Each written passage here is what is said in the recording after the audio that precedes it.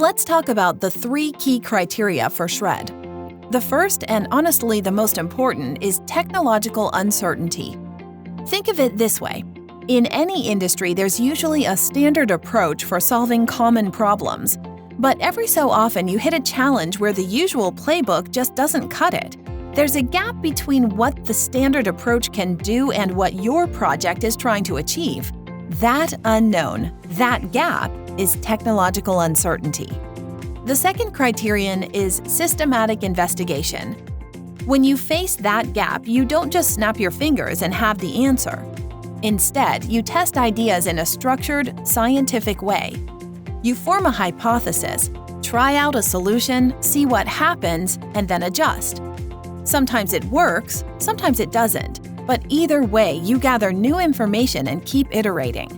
It's this cycle of testing, learning, and refining that counts as systematic investigation.